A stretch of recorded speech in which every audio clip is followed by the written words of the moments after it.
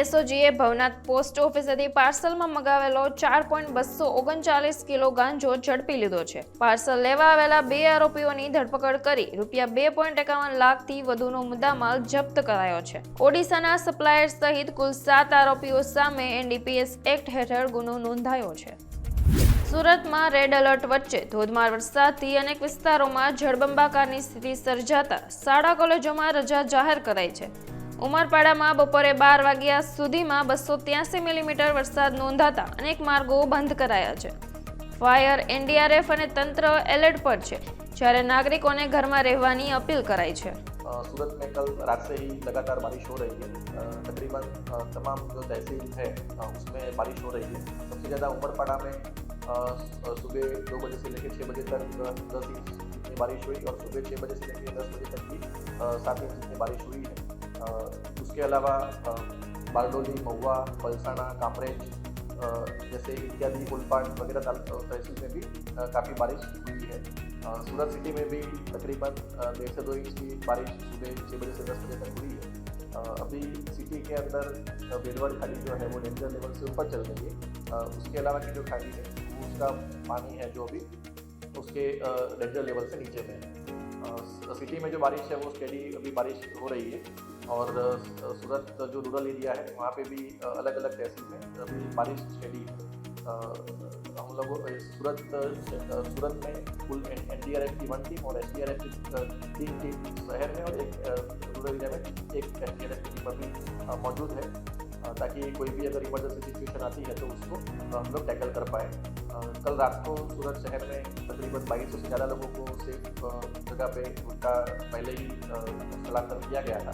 Similarly सूरत के village area में भी उलपाड़ में 30 से ज़्यादा लोग, अम्बी गाँव में 50 से ज़्यादा लोग और चिखली गांव में, कामरेज में भी तकरीबन 30 लोग से ज़्यादा लोगों का स्थलांतर सेफ जगह पे किया गया था. अभी मांडवी का जो लाकी डैम है जिसकी हाइट 74.1 मीटर है वो ओवरफ्लो है. उसमें से 90 क्यूसेक के अराउंड पानी अभी बाहर जा रहा है. इसमें जो नीचे उसके लो लाइंग विलेजेस है उसमें हम लोगों ने सूचना दे दी है ताकि वो अपने सेफ जगह पे पहुंच जाए. उसमें हमारी टीम भी मदद कर रही है. सिमिलरली मांडवी में केवड़ी नानी सिंचाई योजना है जिसकी हाइट 74 मीटर है वो भी अभी ओवरफ्लो है. उसके भी जो लो लाइंग एरियाज है उसमें सूचनाएँ प्रसारित कर दी गई है. अभी ओवरऑल जो कंडीशन है वो स्टेडी है, लेकिन फिर भी हमारी टीम पूरी नज़र बनाए रखे. किसी को भी अगर कोई डिस्ट्रिक्ट लेवल पे कोई कंट्रोल रूम का अगर कोई इश्यू हो तो हम 261-266-3200 पे संपर्क कर सकते हैं. ये सूरत डिस्ट्रिक्ट का डिजास्टर कंट्रोल रूम का नंबर है. सूरत शहर जिला માટે એક અમારા જિલ્લા કંટ્રોલ રૂમ કાર્યરત છે. તેમાં ફોન નંબર 261-266-3200 ઉપર કોઈ પણ ઇમરજન્સી હોય તો આપ સંપર્ક કરી શકો છો, જેથી તાત્કાલિક કાર્યવાહી કરી શકાય. બોટાદના કુંડળ ગામે 2 વર્ષના બાળકમાં ચાંદીપુરા વાયરસના શંકાસ્પદ લક્ષણો સામે આવ્યા છે. બાળકને વધુ સારવાર માટે ભાવનગર ખસેડવામાં આવ્યું છે, જ્યારે રિપોર્ટની રાહ જોવાઈ રહી છે. ગામમાં પૂરતી કાર્યવાહી ન થતાં સ્થાનિકોમાં આરોગ્ય વિભાગ સામે રોષ જોવા મળી રહ્યો છે. મહેસાણામાં વિદ્યાર્થીઓએ યુવા એકતાના બેનર હેઠળ વિરોધ રેલી યોજી કલેક્ટરને આવેદનપત્ર આપ્યું છે. વિદ્યાર્થીઓએ સોનમ વાંગચુકના સમર્થનમાં કેન્દ્રીય શિક્ષણ મંત્રીના રાજીનામાની માંગ કરી છે. માંગણીઓ નહીં સ્વીકારાય તો ઉગ્ર આંદોલનની ચેતવણી પણ આપવામાં આવી છે. મહિમા સિંહ, પેપર લીકના મુદ્દે અમારી તો પહેલી માંગ તો એ કે ધર્મેન્દ્ર પ્રધાનથી અગર જો કોઈ પણ જાતનું કામ ના થતું હોય એજ્યુકેશન સિસ્ટમની અંદર, બરાબર, તો એ પહેલાં તો રાજીનામું આપે.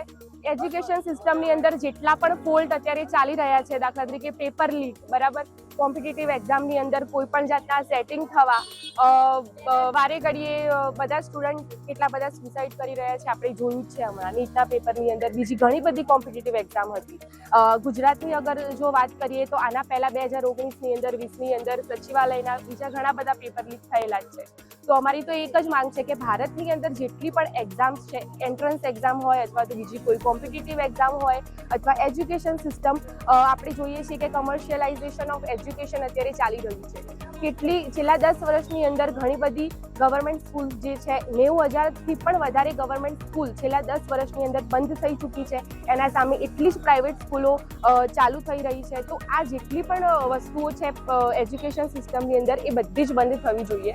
એટલે પહેલાં જો એજ્યુકેશન મિનિસ્ટરથી કામ ના થતું હોય તો પહેલાં તો એમનું રાજીનામું આપો. CJPનો અત્યારે જે પ્રોટેસ્ટ અત્યારે જંતર મંતર ઉપર થઈ રહ્યો છે, સોનમ વાંગચુકની અંદર હંગર સ્ટ્રાઇક જે અત્યારે ચાલી રહી છે, એમની જેટલી પણ ડિમાન્ડ છે એ બધી જ તમે પૂરી કરો. બસ એના સિવાય અમારે બીજું કંઈ જ નથી. મારું નામ જય. અમારું આવેદનપત્ર આજે કલેક્ટર સાહેબશ્રીને સોનમ વાંગચુક સાહેબના સમર્થનમાં અને દરેક વિદ્યાર્થી સમર્થનમાં જે નીટ પેપર લીકના વિરોધમાં દિલ્હીમાં જનમાર્ચ કરી રહ્યા છે, દરેકના સમર્થનમાં અમારું આવેદનપત્ર આજે કલેક્ટર સાહેબશ્રીને હતું. અમારી માંગણીઓ કે સોનમ વાંગચુક સાહેબને પહેલા તો ડિટેન કરવામાં આવ્યા છે તે મુક્ત કરવામાં આવે, તેમની અનશનને મુક્ત કરવામાં આવે, તેમની માંગણીઓ પૂરી કરવામાં આવે અને આપણા એજ્યુકેશન મિનિસ્ટર ધર્મેન્દ્ર પ્રધાન સાહેબ જે છે, જો તેમના ટેન્યુરમાં પેપર લીક થતા હોય, આ નીટના પેપરના લોકો જે લીક થતા હોય અને લોકો સુસાઇડ કરતા હોય, તેનું જવાબદાર કોણ છે? છેલ્લા 1 મહિનામાં 30 લોકો સુસાઇડ પામ્યા છે. તેમના ઘણી જવાબદારી કોણ લેશે? તો આ જવાબદારી માટે અમે સાહેબનું રાજીનામું માંગીએ છીએ અને આ રાજીનામા માટે દિલ્હીમાં, ગાંધીનગરમાં બધે જ અમે જવા માટે તૈયારી છે. અમારી માંગણી સ્વીકારવામાં નહીં આવે તો અમે હારવા નથી. અમે આજે, કાલે અને આ જ્યાં સુધી ચાલે ત્યાં સુધી રહેવા માટે તૈયાર છીએ. અમે દિલ્હી સુધી જવા માટે તૈયાર છીએ. ભાવનગરમાં કોંગ્રેસે નીટ પેપર લીક અને રાહુલ ગાંધીની અટકાયતના વિરોધમાં પ્રદર્શન કર્યું છે. ભાજપ કાર્યાલય નજીક પૂતળા દહન દરમિયાન પોલીસ અને કાર્યકરો વચ્ચે ઘર્ષણ સર્જાયું હતું.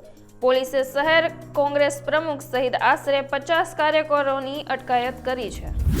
ઉમરગામમાં સતત 18 કલાકના ભારે વરસાદથી જનજીવન અસ્તવ્યસ્ત બન્યું છે.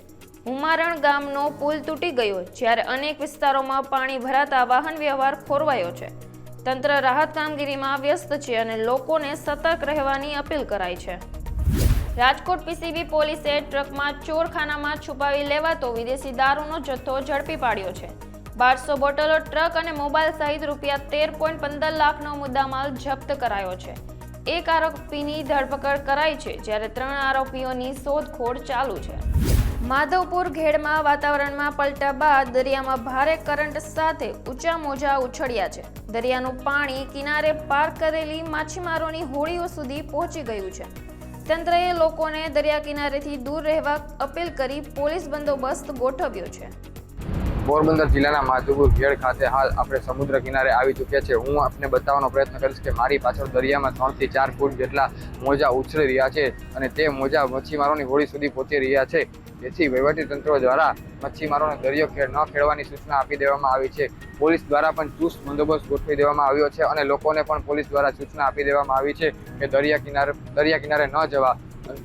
છેલ્લા 2 દિવસ ત્યાં માધવપુર ઘેડમાં ધીમી ધારે વરસાદ વરસી રહ્યો છે, જેથી લોકોમાં અને ખેડૂતોમાં ખુશીનો માહોલ જોવા મળી રહ્યો છે. મિતાંશ પોપટ, અબતક ન્યૂઝ, માધવપુર ઘેડ. સુરતમાં છેલ્લા 24 કલાકમાં 3 જર્જરિત મકાનો ધરાશાયી થતા ભયનો માહોલ સર્જાયો છે. હરિપુરા, ઝાપા બજાર અને કોટ વિસ્તારમાં મકાન તૂટતા વાહનોને નુકસાન થયું છે. સદનસીબે ત્રણેય બનાવમાં કોઈ જાનહાનિ નોંધાઈ નથી. રાજકોટના હોસ્પિટલ ચોક નજીક ACBએ ટ્રેપ ગોઠવી મત્સ્ય ઉદ્યોગ વિભાગના અધિકારીઓને ઝડપી પાડ્યા છે. મોરબીના ક્લાસ 2 અધિક્ષક ખોડા રામાણી 50,000 રૂપિયાની લાલચ લેતા રંગે હાથ ઝડપાયા છે. કોન્ટ્રાક્ટના કામમાં લાલચ માંગવા મામલે ACBએ વધુ તપાસ હાથ ધરી છે. રાજકોટના રેસકોર્સ ગ્રાઉન્ડ ખાતે આગામી લોકમેળાની તૈયારીઓ પૂરજોશમાં ચાલી રહી છે. મેળામાં 24 નાની ચકરડીઓ, AI આધારિત કંટ્રોલ રૂમ અને ખાસ સુરક્ષા વ્યવસ્થા ગોઠવાશે. મુંબઈ નેવી બેન્ડની હાજરી લોકમેળાનું મુખ્ય આકર્ષણ બનશે. આ બધાને ખબર છે કે રાજકોટનો લોકમેળો આખા સૌરાષ્ટ્ર માટે ખૂબ જ મહત્વનું લોકમેળો ગણાય છે. આપણી જન્માષ્ટમીના દિવસોમાં આપણે જે લોકમેળાનું આયોજન કરીએ છીએ, આ મેળાની તમામ તૈયારીઓ જે છે આ સમયાંતરે જે જુદા જુદા તબક્કાની કામગીરી કરવાની હોય આ કામગીરી ચાલી રહી છે. લગભગ 228 પ્લોટ્સ માટે AI, drone monitoring, central control room, નવા ડિઝાસ્ટર રૂટ અને બાઇક એમ્બ્યુલન્સ જેવી સુવિધાઓ સાથે આ લોકમેળો જે છે આને વધુ સુરક્ષિત, સુવ્યવસ્થિત અને આનંદદાયક બનાવવા માટે જિલ્લા વહીવટીતંત્રનો પ્રયત્ન છે. 2026ના લોકમેળા માટે વિવિધ કેટેગરીના 228 જેવા પ્લોટનું આયોજન કરવામાં આવ્યું છે. જિલ્લા વહીવટીતંત્ર દ્વારા 5 જુલાઈ 2026 થી 22 જુલાઈ 2026 દરમિયાન આ લોકમેળાનું નામકરણ જે આપણી વર્ષો જૂની પરંપરા છે, આ નામકરણ કરવા માટે જુદી જુદી ઇન્વિટેશન માંગવામાં આવ્યા છે. આમાં આની કટ ઓફ ડેટ 22 જુલાઈ સુધી 4365 એન્ટ્રીઓ આપણને મળી છે. હવે આ એન્ટ્રીઓને શોર્ટ લિસ્ટિંગ કરીને પછી જે પણ છેલ્લી ઘડીએ પ્રક્રિયાના ફોલો કરીને આપણે નામકરણ કરવાની જે પદ્ધતિ છે આવનારા દિવસોમાં આપણે નામકરણ કરીને જાહેર કરવામાં આવશે. મુલાકાતીઓની સુરક્ષા અને આપત્તિ વ્યવસ્થાપનને સર્વોચ્ચ પ્રાથમિકતા આપીને સમગ્ર લોકમેળા વિસ્તારમાં વિશેષ ડેડિકેટેડ ડિઝાસ્ટર કોરિડોરની વ્યવસ્થા કરવામાં આવી છે. આ વર્ષે આ કોરિડોરમાં ફક્ત ફાયરની ગાડીઓ, એમ્બ્યુલન્સ અને મહત્વના વ્હીકલ્સ જ આમાં રૂટ કરી શકાશે. અને આ મેળાને ગત વર્ષ જેમ આપણે જે ડેડિકેટેડ કોરિડોર હતો જ્યાં માણસો પણ અંદર જઈ શકતા હતા, આ વખતે એકદમ ડિફરન્ટ કોરિડોર જેમાં કોઈ પણ બીજું પ્રવેશ નહીં કરી શકે આ બાબતની વ્યવસ્થા કરવામાં આવી છે, જેથી કોઈ પણ ડિઝાસ્ટરની પરિસ્થિતિને આપણે ખૂબ સફળતાથી પૂરી પાડી શકીએ. સાથે સાથે 2 નવા ડિઝાસ્ટર રૂટ પણ બનાવવાની અત્યારે કામગીરી ચાલુ છે, જેથી આ વર્ષે આપણને 3 નવા ડિઝાસ્ટર રૂટ મળશે, જેથી કોઈ પણ અકસ્માતની સ્થિતિમાં આપણે આને ખૂબ સારી રીતે ક્રાઉડને મોબિલાઇઝેશન થઈ જાય, કોઈ પણ પેશન્ટ હોય અને સિક હોય આને પણ વ્યવસ્થિત રૂપે સારવાર માટે લઈ જઈ શકીએ છીએ. આ વર્ષે કેટેગરી કે જે છે નાની ચકરડી જેને કહેવાય છે, નાની ચકરડીના પ્લોટની સંખ્યા ગયા વર્ષે 12 હતી અને વધારીને 24 કરવામાં આવી છે, જેથી નાના વેપારીઓ જે છે આ વધુમાં વધુ લાભ લઈ શકે છે. સાથે સાથે આ વર્ષે એક સેન્ટ્રલ કંટ્રોલ રૂમ કાર્યરત કરવામાં આવશે. ગયા વર્ષોમાં આપણે જોયું છે તમામ વિભાગના જુદા જુદા કંટ્રોલ રૂમ, આ વર્ષે એક જ સેન્ટ્રલ જુદા જુદા વિભાગોના કંટ્રોલ રૂમ હશે જ્યાં આપણી વિજય વ્યવસ્થાવાળા લોકો કરશે, પણ એક સેન્ટ્રલ કમાન્ડેડ કંટ્રોલ રૂમ હશે જ્યાં બધા વિભાગના અધિકારી એકસાથે બેસશે અને જેથી મેળામાં કોઈ પણ ઇન્ફોર્મેશન શેરિંગથી લઈને જે પણ આકસ્મિક પગલાં લેવાના હોય આપણે ઝડપથી લઈ શકીએ છીએ. આમાં ગત વર્ષની જેમ AI અને ડ્રોન આધારિત જે છે આપણે માનવ મેદનીની ગણતરી, ક્રાઉડ મેનેજમેન્ટ તથા સુરક્ષા વ્યવસ્થાના ભાગરૂપે સતત નજર રાખવામાં આવશે અને તમામ ડિપાર્ટમેન્ટ સાથે સારું કોઓર્ડિનેશન થાય આને માટે સુનિશ્ચિત કરવામાં આવશે. મુલાકાતીઓની આરોગ્ય સુરક્ષાને ધ્યાનમાં રાખીને મેળામાં ઘણી બધી ક્રાઉડ હોય છે, જેથી જે પણ પેશન્ટ હોય એને ઝડપથી મોબિલાઇઝ કરવા માટે આ વર્ષે બાઇક એમ્બ્યુલન્સની પણ વ્યવસ્થા કરવામાં આવી છે, જેથી આને તાત્કાલિક સારવાર આપી શકાય. લોકમેળાની કેટેગરી જે અને કે નાની ચકરડી માટેનો જે દર છે ટિકટનો આ 35 રૂપિયા અને મોટી કેટેગરી જે મોટી યાંત્રિક રાઇડ છે આનું 50 રૂપિયા જે ગયા વર્ષે નક્કી કરવામાં આવ્યું છે. છેલ્લા 2 વર્ષથી આપણે પ્લોટની અપસેટ પ્રાઇઝમાં કોઈ વધારો નહીં કર્યો હતો, પણ ચાલુ વર્ષે આમાં ખૂબ જ નજવો વધારો કરવામાં આવ્યો છે અને ટિકિટ દરોમાં આપણે આજે કોઈ પણ ચેન્જીસ નથી કરતા આ વર્ષોમાં. લોકમેળા 2026માં જે પણ પ્લોટ લેવા માટે ઈચ્છુક આવેદનકર્તાઓ છે આ Indian bank Toral building Rajkot ખાતે તારીખ 20/7/26 થી લઈને 28/7/26 દરમિયાન પોતાના ફોર્મ્સ કલેક્ટ કરાવી શકશે. વિવિધ કેટેગરીના પ્લોટોની ફાળવણીની પ્રક્રિયા પારદર્શક રીતે હાથ ધરવા માટે કેટેગરી B, C, J અને K ના પ્લોટનો ડ્રો જે છે આ 1/8/2026 તારીખમાં અને કેટેગરી A અને B1ની પ્લોટની હરાજી જે છે આ 4/8/2026ના તારીખે, category E, F, G, H ના પ્લોટની હરાજીની તારીખ 5/8/2026 અને કેટેગરી X ના પ્લોટની હરાજીની તારીખ જે છે 6/8/26ના રોજ યોજવામાં આવશે. તારીખ 20/7/26 થી લઈને 22/7/26 સુધીમાં 3 દિવસમાં યાંત્રિક કેટેગરીના 49 અને અન્ય કેટેગરીના 163 આમ કુલ મળીને 212નો ફોર્મ જે છે આ વિતરણ કરવામાં આવ્યું છે. વિતરણ કરાયેલ ફોર્મ પૈકી 20 તારીખથી આજ દિવસ સુધીમાં કુલ 8 ફોર્મ પરત થયેલ છે. આમાં નાના રમકડાના 5, કેટેગરી C ના 1 ફોર્મ અને કેટેગરી X આઈસ્ક્રીમના 2 ફોર્મ મળ્યા છે.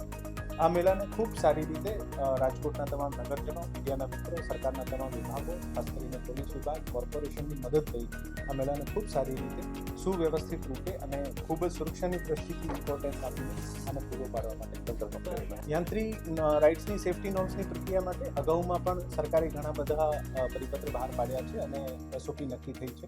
આ SOP હજુ કાર્યરત છે. આમાં આ વર્ષે કોઈ પણ ચેન્જીસ નથી, જેથી જે ગયા વર્ષે આપણે પ્રક્રિયા ફોલો કરતા હતા આ વર્ષે પણ આ જ પ્રક્રિયા આપણે ફોલો કરીશું. જિલ્લા વહીવટી તંત્ર દ્વારા 10 થી 12 કલાકારોની યાદી બનાવીને રાજ્ય સરકારને મોકલવામાં આવી છે. ટુરિઝમ ડિપાર્ટમેન્ટ દ્વારા આવનારા દિવસોમાં જે પણ કલાકારોની યાદી ત્યાંથી નક્કી થશે એવી રીતે આપણે દરરોજ ખૂબ જ સુંદર સાંસ્કૃતિક કાર્યક્રમ કરવામાં આવશે. સાથે સાથે ઇન્ડિયન નેવી મુંબઈ વેસ્ટર્ન કમાન્ડમાંથી એક નેવી બેન્ડ પણ આવશે, જે અથવા તો મેળાના ફર્સ્ટ દિવસે નહીં તો પછી 5 તારીખે જે આ લોકોની અનુકૂળતા છે આ બેમાંથી કોઈ એક દિવસે જે છે આ નેવી બેન્ડનો પણ ખૂબ શાનદાર પ્રદર્શન. આ દર વર્ષે જેમ કરીએ છીએ આપણે, આમાં કોઈ નવી બાબત નથી. એવરી યર આપણે જેમ કરીએ છીએ રાજકોટ ગોંડલ નેશનલ હાઈવે પર કોરાટ ચોક નજીક કાર અને રિક્ષા વચ્ચે અકસ્માત સર્જાયો હતો. ટક્કરમાં બંને વાહનોને ભારે નુકસાન થયું છે અને 2 લોકો ઈજાગ્રસ્ત થયા છે. ઈજાગ્રસ્તોને સારવાર માટે હોસ્પિટલ ખસેડાયા છે અને વધુ તપાસ હાથ ધરી છે.